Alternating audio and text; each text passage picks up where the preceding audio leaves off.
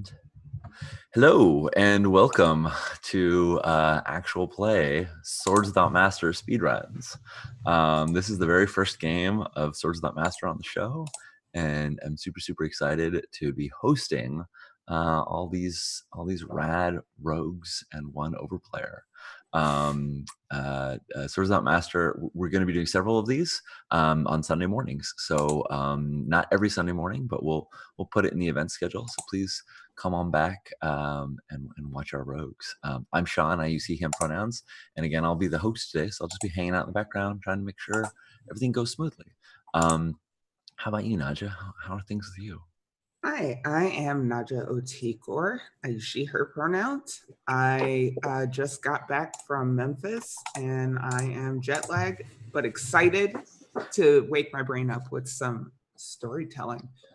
Emily, where are you? Hi, I'm Emily Caraboss, and I am thrilled to be here on this first of these. It's really neat to try something new with swords, which my husband wrote, Avadh.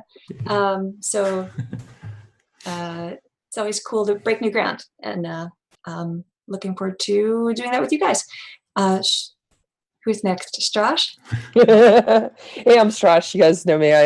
I'm here a bunch. I'm a game designer and streamer. I use he, him pronouns. And I've played a lot of swords, although not for a while.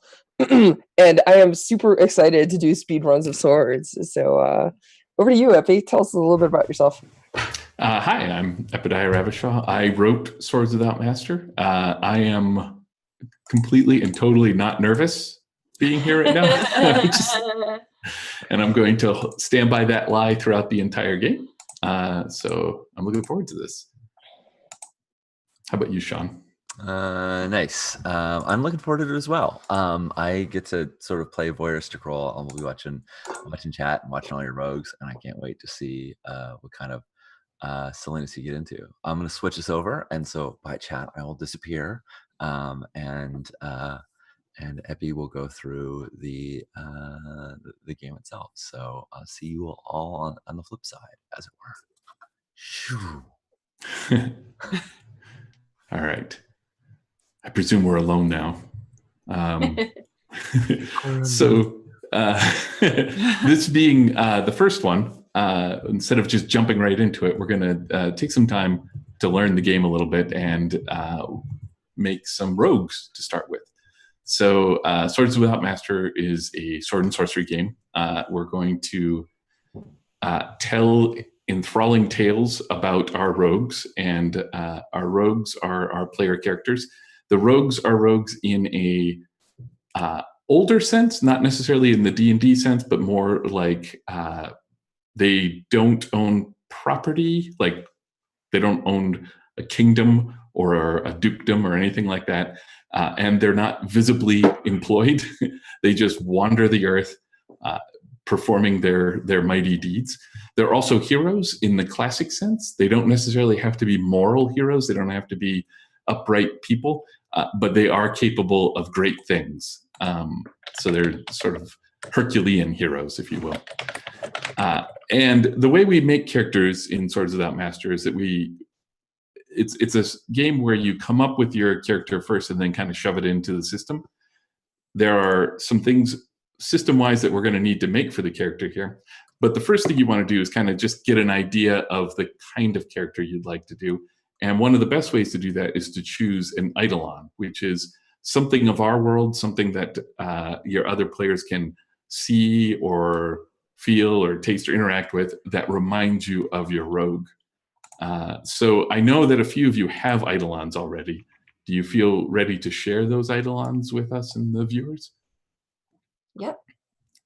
I'm going to point to Strash. Strash, All right. you start. Yes. So one of the things that you're supposed to have as an eidolon is a piece of the world, as Epi mentioned, and I chose a piece of art this morning.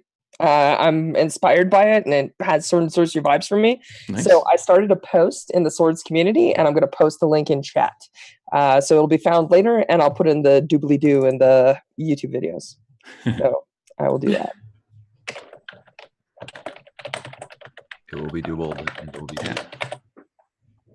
Oh, I'm sorry. I just looked over at your piece of art. That's gorgeous. For those listening at home, is it a fiery-haired warrior on horseback? Oh God, that's gorgeous. Yeah, check out the link. How about you, Emily? You have something in mind?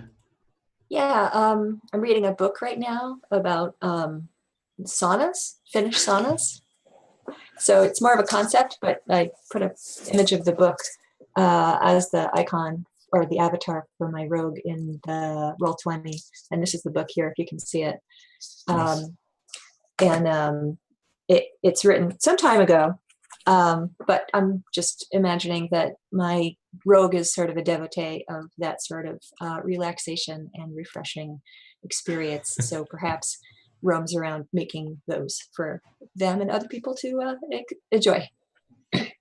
I like a hero of relaxation. That is something the world needs. Absolutely. And how about you, Nadja? I chose a card from my tarot deck. It is the Moon, and I will post a link in chat of the artwork because the way my camera is set up, it's probably going to be super blown out. Yeah, it doesn't understand me, and then a card with this much light territory in it. But it's a lady facing the water. Her hands are coming up out of the ground in front of this lake, and one of them is a tree. I'm gonna play something a little bizarre, a little esoteric. Nice. I probably have magic, and I don't know that her body is as fixed as bodies normally are. So Nice. I don't know what that means yet, but we're gonna find out. Yeah. All right. So once you have your Eidolon, there are only 3 other things we need for our rogues here. And I think I'll start with all that deserves being named. And I have murdered what that phrase is. All that deserves a name. And that just is a list of things that are important to your rogue, right? So if this is a sword that you think is very important, you can give it a name. If it's a sword that you don't think is very important, you can still give that a name. You could just be like my sword or the sword. If you have like an animal, like a mount or a familiar that hangs out, that's definitely something I would put on this list. If you have a relationship that's important to your character that you want to, basically, if you give it a name, that means you, the player, have the final say over important parts of its fate. So that it is something that I, as the overplayer, will focus on because I can see the name and I can be like, yeah, you care about that. But you, as the player, can say, no, my horse named Bertrude doesn't die right now. You have control over everything that you give a name there. So you want to make it like things that are vital to your character. There's no real limit to the number of things you can name this way, but the more you put in there, the less significant they are. So maybe like 3 or 4 is a good amount, I feel. I'll let you folks think on that for a moment. And if you guys have, like if you want to just shout something out about your character, I highly recommend it because we're going to assume that your rogues have adventured together before, so we don't have to do, the introductions and things like that. So I got my names all done, Epi. If you want, I can jump out first. Yeah, fire away. All right, so I have named 3 things. First off, I have named my character. Haha. So I guess 4 things technically.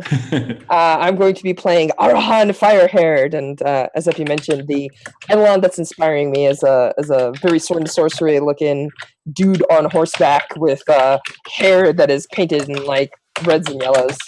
And the 3 things that I have named for my character is Rakahar, my village. It was destroyed by Zanrisar the Black. And Zanrisar the Black What is that, you might ask? Well, that's the second name. A black wizard who destroyed my village and razed our temple. And then I have a third name, which is Roish. Roish used to be the beast guardian of the temple, but was slain in the razing. So I wear the hide of Roish with the head over one shoulder, and it whispers in my ear and guides me on my adventures. Nice. Awesome. So cool. All right. That is super metal. Josh, will you type those names in a Text chat? to the yeah. I'm updating my character sheet so everyone will be able to see my character as they progress, but I will add them to the chat here. Yeah. Thank you.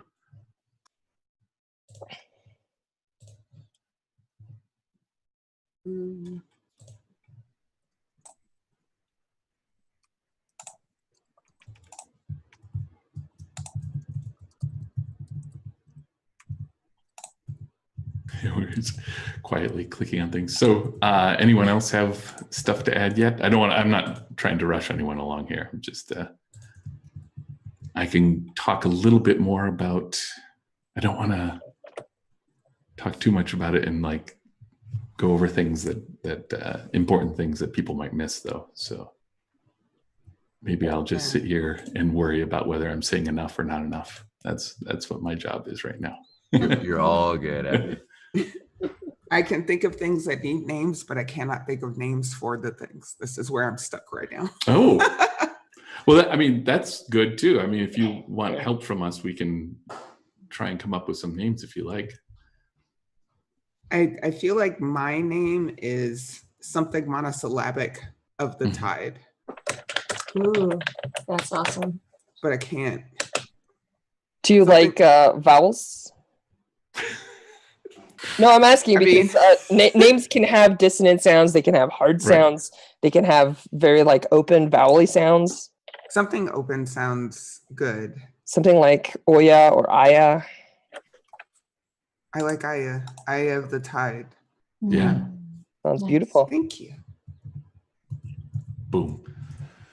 That is my name. Okay.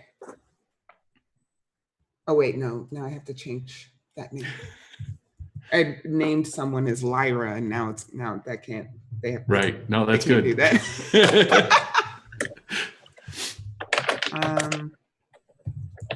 Okay. I think this is not whatever. I'm not going to apologize for it. It is what it is. My name, as we have discussed, is Aya of the Tide. I have a mirror with which I cast magic, and it is named Reflection. I have a familiar that takes no particular form, which is named Refraction. And nice. I have a student that I'm trying to teach. Their name is Hex. That's great. Awesome. Super good. You have a student. That's amazing. It was going to be a mentor, and then I was like, no, I'm dope. I have students. Hex to the yeah. Naja, is Aya spelled A-Y-A? Yes. Let me copy this into someone.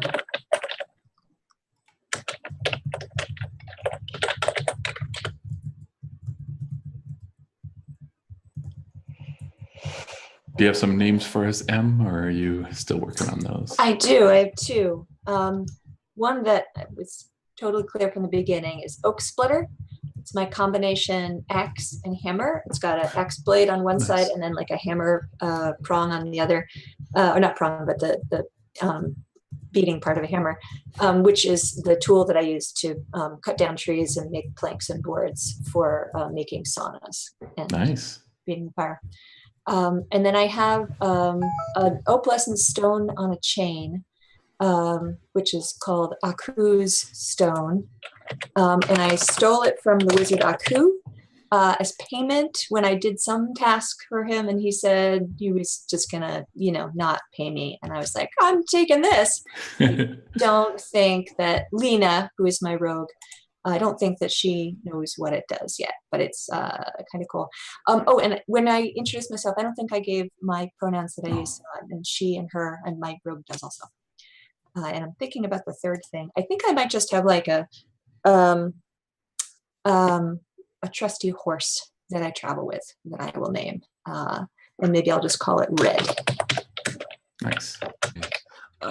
Josh, what is your character's? I think you refer to your character as he, him, but I wanted to make sure that's correct. Okay, cool.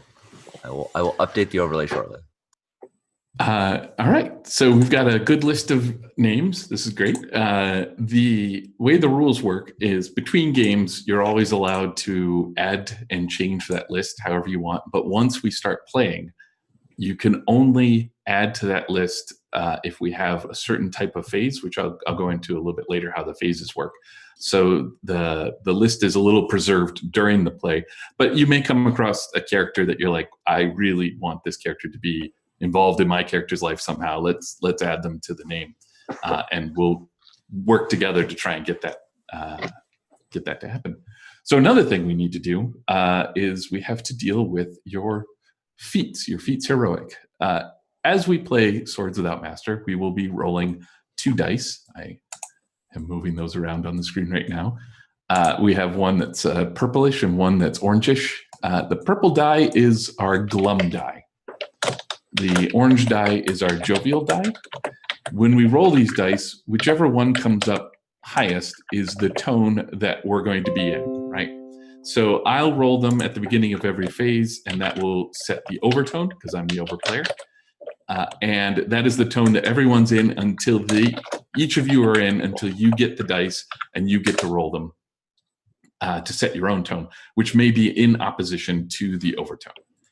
Now, these tones, glum and jovial, are things that we're broadly interpreting. It's not that your rogues are always either very sad or very happy, but glum is going to be anything that is muted, anything that is dark or cool, anything that is understated. You can be angry and glum and just give somebody an icy stare. Jovial is going to be the opposite of that. It's going to be anything that's warm or bright or passionate, loud. You could be angry and jovial and just scream with a rage as you charge after your foe. So these 2 tones are just kind of a way for us to split up the way we think about the characters. When you make your feats heroic, you're going to have a glum one and you're going to have a jovial one. So what you want to do is you want to think about your character in a life-threatening situation, right? You want to, and I think, Got a loud keyboard. I think it's me. I'm sorry. No problem. No worries at all. But the voice of the heavens will say, "Go ahead and click mute while you're there." You go. Okay, so we've got these 2 tones that could be broadly interpreted. I think one of the easiest ways to think about it is if you think about a movie, the score during a glum tone is a minor key, and the score during a jovial tone is a major key. I don't know where the wahs live in that particular ethos. But anyways, you need to think of your character in both of these tones. The joke that I tell every time is that this is a sword and sorcery story. You don't need 3-dimensional characters, but they have to be at least 2-dimensional. You need to have, you need to be able to think of your character as a glum character and as a jovial character. Otherwise, you're going to make Elric McGlum Gloom and roll jovial all the time and be very sad because your character is very happy, and that's not how you thought of your character. So for the feats heroic, you want to envision your character in a situation that the easiest way to use the feats heroic is to envision your character in a situation that threatens their life and think of a glum reaction to them and a jovial reaction to it, and you write that down. Now, this isn't how your character always reacts to these things. The way these will work as we play the game is that you'll get a chance to ignore a die roll and say, I don't care that says glum. I'm going to use my jovial feat heroic and react this particular way. So it's not like how you always react that way. It's how you would in a particularly triumphant way or defeated way. Like you can write a feat heroic that defeats your character because defeat is up to you. We'll get into that as we talk about the rules a little bit. Does that make sense? People know where we're going with that? Yeah. All right. And again, when you're ready to share. I've got mine. Yeah. So I added them to the bio for Lena. So the jovial feats rogue for her is that when she is in high spirits, she often sings and encourages her companions to also sing to raise your spirits and to celebrate good things. Nice. And then for glum, I have retreating to a dark place to lick her wounds. And I didn't include the sauna, but both of these things are things that she would do in saunas. In jovial with a big group, and in glum perhaps alone. Yeah. Excellent. I think I've got my two as well. All right. So my jovial feat is Arhan dances through his enemies grinning, sword flashing and hair flickering in the light as voice roars unheard in his ear. And for glum, I said Arhan pulls his cloak close and hugs the walls and shadows, slipping by eyes unseen. Nice. I am still workshopping this. Give me No a few. worries.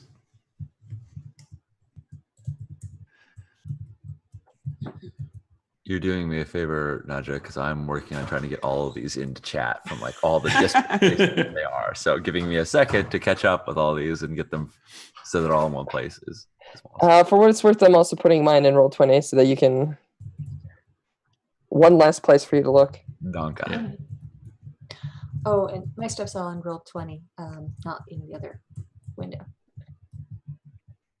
I got it. I'm grabbing it. It's good. Yeah. I could show everyone my gnome leaf mustard while we wait. I've seen photos on your Twitter. I've never actually seen it in person. Where is he? Where's he hiding? Oh, he's right there in the back. Oh, I don't know if this is going to actually show up. Look at this dumb stunt that I'm doing.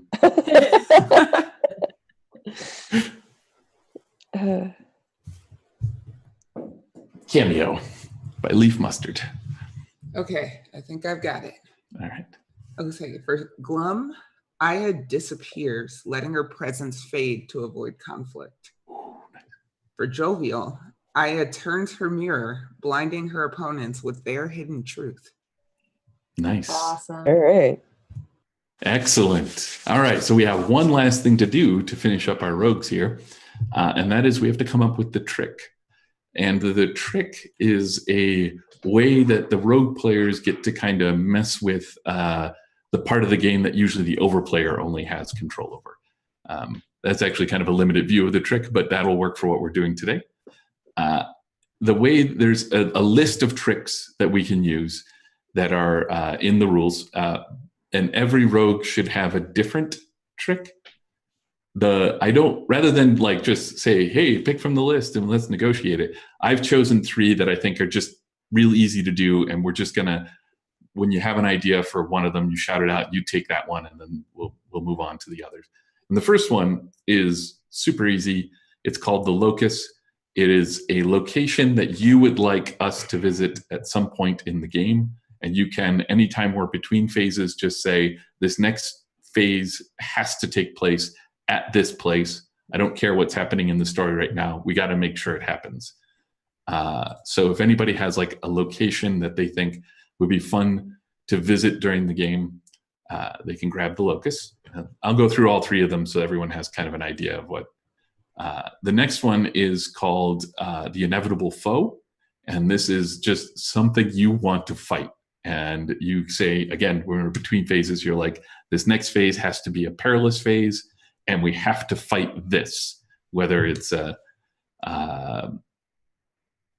whatever you want that to be. It could be like an ancient vampire, or it can be like an entire army, whatever you want. It could be a foe that's been hunting you for a long time. And then the last one is I don't remember the name of it, but hold on. I'm skimming through my rules to figure out the name that I've given this.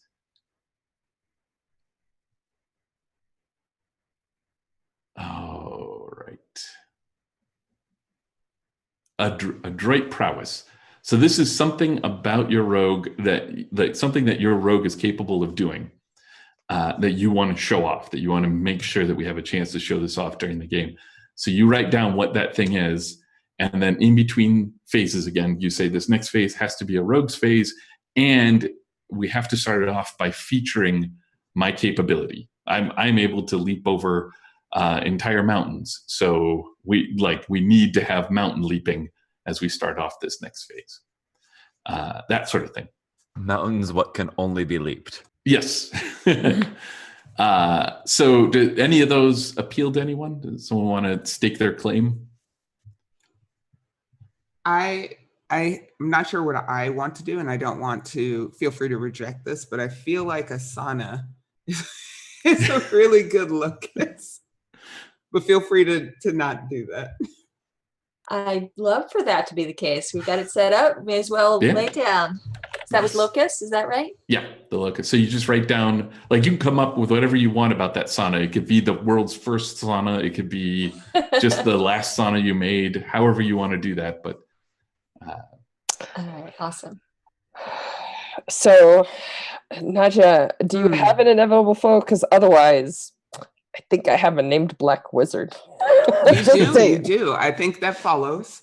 Okay. And then my feat would have to be like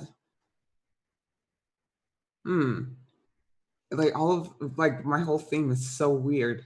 Well, if you have an inevitable foe, I'm happy to do some maybe monster hunting, which MO is very sword and sorcery, and it could.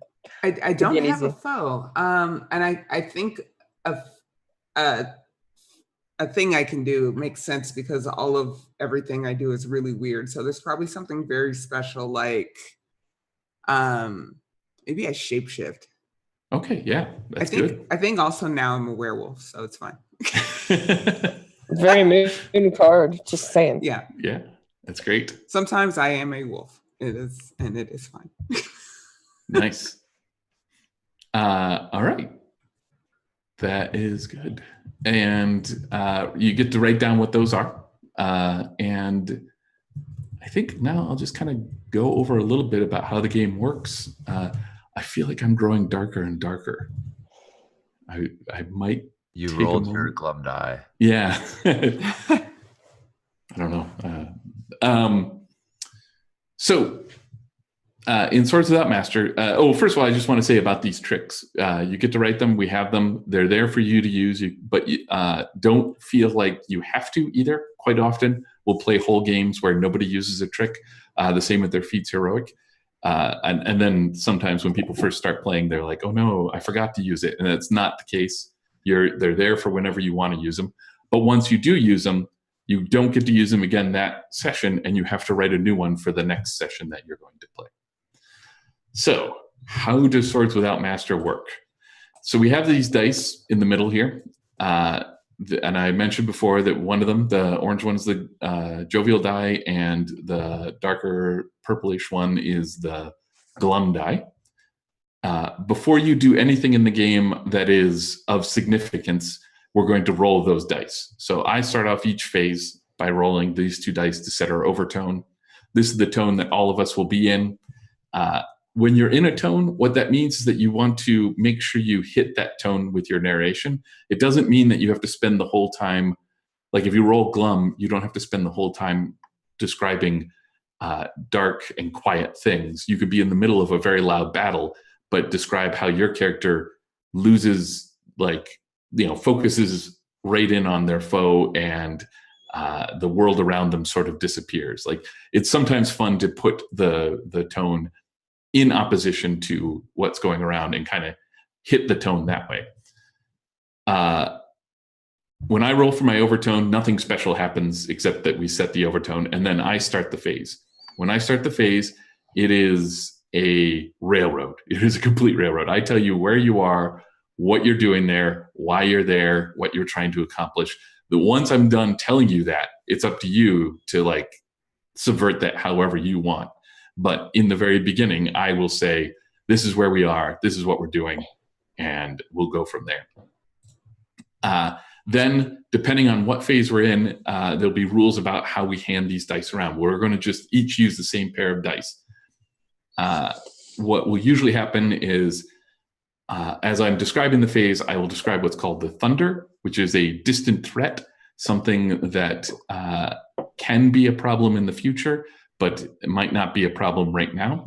The thunder is often subtle, like I'll just say you hear some scratching, and then I'll move the dice off the table so that you know that I have delivered the thunder. Where'd they go? And then I will hand the dice to one of you, and you'll be the person who starts the phase off. So let me talk about the phases. There are 3 phases that we're going to be in. There'll be the perilous phase, the rogues phase, and the discovery phase. In the perilous phase, death is always on the line. The perilous phase is the phase where we're fighting with something, we're struggling. During the perilous phase, I bring what's called the storm, which is an immediate threat, unlike the thunder, a threat that you have to deal with that's in your face. I will hand the dice to one of you, and I'll start bringing the storm. And all of you are allowed to describe what your characters are doing to slip and struggle with the storm. You're allowed to describe, either having trouble dealing with it or kind of dealing with it, but not overcoming it. You can never overcome or succumb to the storm without rolling the dice. Only the person who has the dice has that option. When they have the dice, they sit there and they listen to me bring the storm until they reach a point that they cannot stand to listen to me any longer. And I highly encourage you to interrupt me whenever you can. And you roll the dice. And then you take over the narration, and you get to describe what your rogue does to deal with the storm. And you're allowed to then say what the reaction to that is. You can tell us that you've overcome it, or you can tell us that you've succumbed to it. Or if you want, you could say what your rogue does and be like, Epi, you tell me how that works. That's up to you. That's all. That's all up to you. Once you've done that, in the perilous phase, you hold on to the dice, and I will continue to bring the storm, and you just hold on to them. You can't roll those dice again until someone else does, and you pass them off when you're like ready to hand it to someone else to have them deal with the storm. It's a way to kind of build tension. You could just be like, that's not enough yet, Epi. You need to do something a little bit more threatening than that. That phase ends when whoever has just rolled the dice and described what they've done says the phase ends. They're like, this is it, we're done, we're out. Then whatever that ends on is how that situation, you can end it with you being captured, you can end it with you defeating everything, you can end it with in the middle of the battle and be like, I think it's time for a flashback, or I need to discover something in this battle. So you could just end it whenever you feel like it's necessary to end. All right, so that's the perilous phase. The rogues phase is different. The rogues phase is how we get from here to there. Quite often, the rogues phase shows off how awesome your rogues are. What we do in the rogues phase is I start it once again by telling you where you are, what's happening, why you're there, and I give you a thunder and remove the dice. And then I make a demand of one of you. I say, show us how you defeat the Lich's Armada. And then I hand the dice to you, and you immediately roll the dice. And in that tone you roll, you describe to us how you defeat the Lich's Armada, or you don't. I'll talk to you about how the dice results work in just a moment here. Once you've answered that demand, you then have the option to either end that phase right then and there, or hand the dice to someone else and make a demand of them. So you get to kind of say, this is the awesome thing I want to see your rogue doing. And then we just keep doing that. In between die rolling, after somebody's answered the demand, anyone in the rogues phase can say, we're done with the rogues phase here. This is that, unlike the perilous phase where it's only the person who rolled the die gets to say it's done. In the rogues phase, anyone can be like, I'm ready to move on. And finally, we have the discovery phase. The discovery phase, again, I introduce it. I tell you where you are, why you're there, blah, blah, blah. I then roll for my overtone and give you a thunder. And then I hand the dice to one of you, and you discover something about the world and reveal it to us. It's something your character's either discovering right now, something you've known all along. It's either revealed through your character's experiences or knowledge. Once you've revealed something about the world, you ask me a leading question about that. So you're like, I have discovered that the Lich King has an armada. And then you're like, why is it that we've never seen it sailing these seas before? And then you ask me that question, and I will tell you the answer, which is something that your rogue knows and can reveal to the rest of the rogues if you wish. The discovery phase just keeps going like that. You just hand the dice back and forth and keep discovering things until I, the overplayer, am done with it. Because what's happening in the discovery phase is you guys get to make up all this wonderful stuff, and I'm looking for where the story's going next. So I'm like paying close attention until one of you says something that I'm like, there we are. Now we're going to move on. All right. Those are the 3 phases. We can do them in any order. We can follow phases up with the exact same phase we just did. There's no rules about like having to do this, or that. We'll go over them again when we actually play. Now I just need to talk about rolling the dice in threads. When you roll the dice, we look at the highest one, and that is your tone. If you tie, you stymie, which means that our overtone is going to flip, and you're now in this new overtone. So if we were once jovial, it is now glum. And that flipping of the overtone represents an escalation of some sort. So if we're in the middle of a wonderful time at a bar, everyone's enjoying, oh no, you know what, let's put it in a sauna, everyone's enjoying themselves, and then somebody bumps somebody and it goes glum because everyone goes quiet and starts staring at each other angrily. And then maybe someone else rolls a tie and we get another stymie and we go to jovial and we escalate to a fist fight in the sauna. And it just keeps going like that. If you roll a stymie, you are thwarted from doing the thing you were about to do. It doesn't mean that you fail necessarily. It just means that something has stopped you from doing it this very moment. So you just describe how that is and how that works. If both dice show 3 or less, right? So, and again, as we play, I'll keep an eye out and let you know when that happens. But if both dice show 3 or less, we're going to introduce a thread. If both dice show 3 or less and it's not a stymie, that thread is called a moral. And what that means is you do the thing you're going to do, and you're going to have an unintended consequence for that thing that you just did, right? So you're in the middle of this fight, and you're just trying to subdue somebody inside of a sauna, and you roll jovial, and you're like, I throw him through the wall, blah, blah, blah. Maybe you accidentally killed him. What happens is you can either come up with what that thing is, that unintended consequence, but it's up to me as the overplayer to decide if that has bite enough, and if it doesn't, I will come up with a more ferocious unintended consequence for you. When you get a moral, we play it just like we normally do, but then you want to go into the Roll20 chat and write down a lesson that your rogue probably should learn from this, right? So you might want to be like, make sure you know your own strength when you're throwing someone through a wall, or only throw those through the wall that you think can handle it. Whatever, you write that lesson down.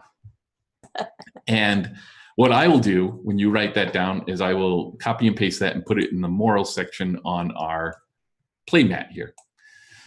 And we'll collect those for the end of the game, because honestly, your rogues are going to do a lot of things that they should learn lessons from.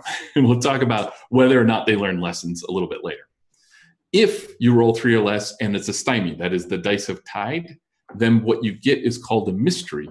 And what that is that your stymie, whatever has stymied you, is something supernatural or unknown.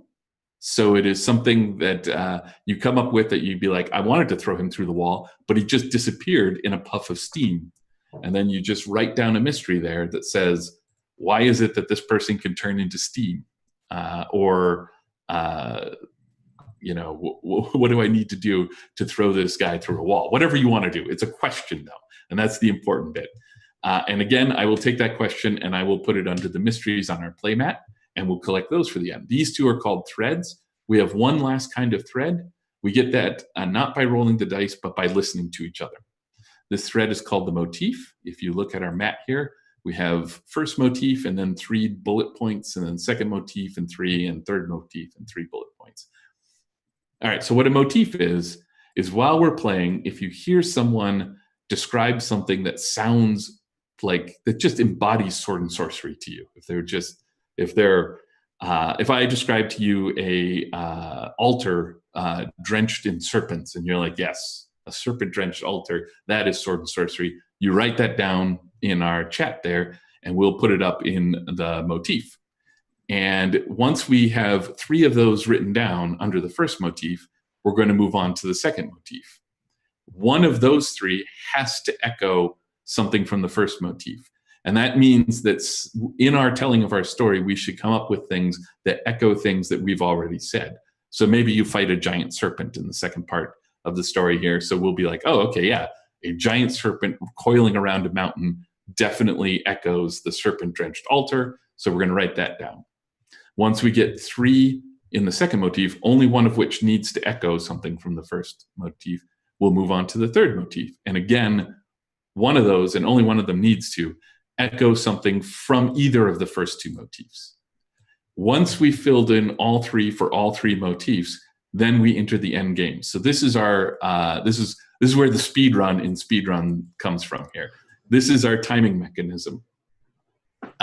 When we enter the end game, we play the game out normally, but now we're going to start reincorporating all these threads that we've been writing down.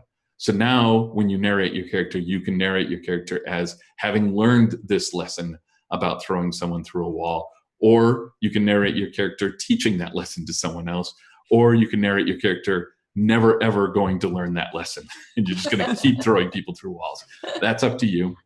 Once you reincorporate a thread, we will somehow cross it out. I'm not sure exactly how to do that in Roll20, but we'll pay attention. We'll figure it out. Nobody else can reincorporate that. And your character, you can no longer receive dice in the game, but that's fine because we're about to end the game, because when 2 of the 3 of you reincorporate, the game is over. Ooh, okay, that was we'll go through it all again as we play, but I think it's time we give this a go here. So I'll bring up my timer, and I am going to roll for my first overtone. And just for the people watching at home, when this turns into a VOD, you now have learning how to play swords all captured in Epi's beautiful voice that we can listen to in the future. Excellent. Here we go. Let's roll random side. Oh, we're glum. All right, so I'm going to start my timer, write glum down in the overtone, and start the description. So let me see here. I want to set you all on a bridge that is made of a skeleton of a giant. It's a giant that has, I think, importantly, it's a giant that has reached out across the mountain and died with its head down like this. So you're walking along its spine, and it is nighttime. The sky above you is cloudless and filled with stars. There are like an aurora borealis above you. You are traveling here. You've been traveling here for quite some time. You have with you a let's see here. I want to give you some sort of talisman.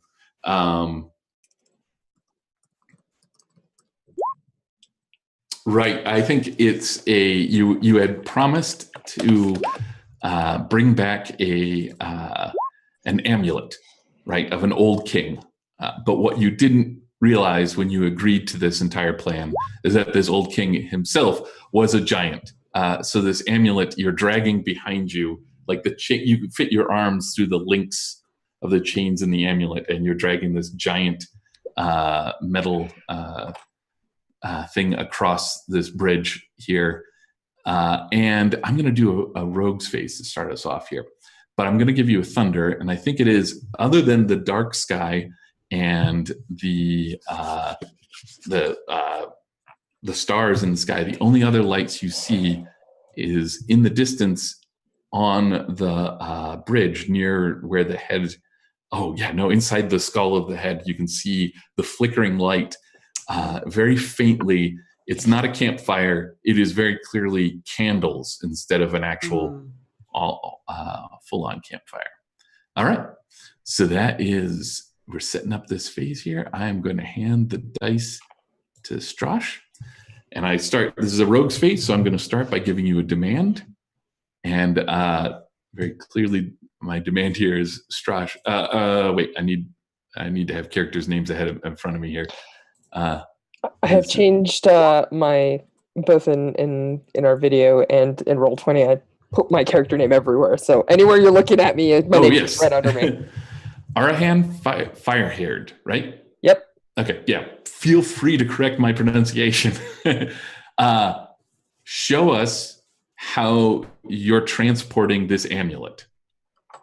So I think roll first. I did. You did. Yes. I'm ready for speed, Source. So I think I rolled jovial, right? Like a 4 and a 3, so we're not below. And I think so. I will do this in a jovial tone, right? Yeah. And I think so. One of the things that I'm doing is you mentioned we were on foot because if it had not been the Iron Fist, the GM, I would be like, on foot. What kind of rogues do you take us for? But since you have established the shot, I think what it is Arahan has found some sinews from the dead giant. And I've created a bit of a travois.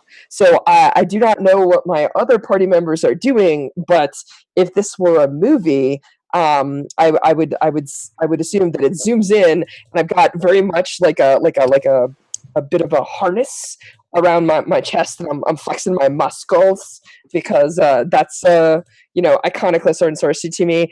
And I think what's happening is I am you see a moment where I leap from one vertebrae to another vertebrae on this giant, and as the amulet goes swinging down, I brace my feet and grunt, and then like slowly pull it up, and then get ready to like walk all the way across the vertebrae to the next one. So that's what I am doing. Nice. As the scenery opens, but I would like to pass the dice to Naja, and in the rogue's face ask your character, Eye of the Tide. How are you scouting ahead? Can you please show us how you're scouting for danger? Okay, so I roll first. Yes. I am glum. Yeah. Softly, quietly. I think I makes the motion of walking, but does not actually make contact with the ground. She does this as a form of comfort for other people that don't understand her ephemeral nature. Hex limps behind her. Hex doesn't yet understand how to control or not control one's person. So Hex very slowly kind of limps along as they try to understand how to make their legs work in a way that is conducive to movement. And then ahead of Aya is Refraction, who has taken the form of a puppy, and just kind of slinks along, kind of sniffing the ground and looking up into the Borealis as we all quietly make our way ahead of the group, and this like grunting, crashing sound behind us of Arahan. Excellent. Now you have a chance to make a demand of someone else if you'd like. It could be any of the overplayers. You can also make a demand, any of the other rogue players. You can also make a demand of the overplayer, or any of us can choose to end the phase here. I'm cool with going on with the phase though. If you make a demand of the overplayer, you can ask a question about the world. Yeah. I got it. I think I will make a demand of Emily's character, whose name is Lena. How I want to know why doesn't Lena want to give this amulet to the person? Is that something I can ask? Sure. Yeah, absolutely. So but you want to phrase it like, show us. There we go. Yeah. Ah, Show us a property of the amulet that Lena knows and wants to keep for herself. Okay. And then this is the amulet that Arhan is retrieving from the giant, right? We're getting paid to bring it back to someone. Someone hired us to bring it back, Yeah. but whether we do or don't, we'll find out. Let's be real. Let's be real. I think since we've got this amulet kind of motif thing happening, because I've got one that I kind of took also, I think that suddenly, as I'm trying to help brace Arhan, you know, it's really terrible footing on this skeletal bridge. So I'm like trying to make sure that you're safe and not going to slip off the edge. Oh, hold on a second, Emily. Make sure to roll. We have to. Thank you. Oh, yeah, thank you. Oh, that's usually my knew I'd job, forget. is to yell at people. It's okay. It's the Here we are. I give you the voice of the heavens, Joanne. Yeah, Great. jovial. Jovial. Okay, great. So so I'm shouting encouragement, totally not helping for Aya's quest to quietly seek information. And suddenly the necklace around my neck, which I always wear, even though I don't know what it does, the opalescent stone starts glowing. And I see like a hint of the same color appear in the other stone, the necklace. And that it would show how I have some sense of what the stone does, so that we might want to keep it and not send it off. Mm-hmm. Is that right? Yeah. And I think I have a sense of growing power as I see this light spark between the two of them. And I say to Arhan, you know, what exactly were we going to get paid for this? Nice. So if I was going to make a demand of the overplayer, what how does that work? Can you tell me a little bit more about So that? you can say, show us, and something about the world that you're witnessing right now, or it could be characters that you're interacting with right now. But there's no characters at the moment, unless you want to say, show us what comes to stop us, or what have you. But yeah, and when you make a demand of me, I'm stuck in the overtone. I don't roll the dice. Okay, great. Yeah, I think I'd like to make a demand of you about the stone. Okay. Show us how. Oh yeah, show us how the powers of the giant begin manifesting once more, despite the mammoth's death. Oh, right. Excellent.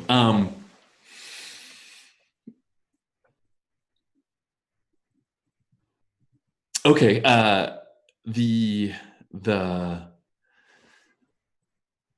You've got this opalescent stone in your amulet, and then there's these giant stones in this giant's amulet, these massive stones in the giant's amulet.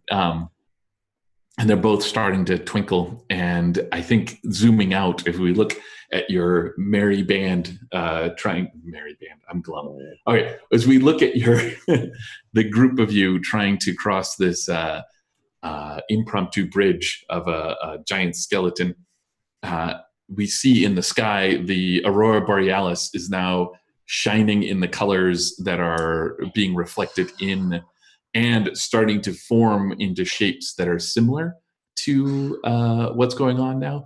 And stars just the stars are quietly fading and falling from the sky. And you're not paying attention to it right now. And I am going to end that phase there because I think I want to. All right. Nice. As that phase is ended, this also seems like a good time to take a break, if that works for folks. Sure. Awesome, everybody. We'll be back in a few minutes. So let's find out how these rogues fare as they cross the bridge. We'll see you all soon.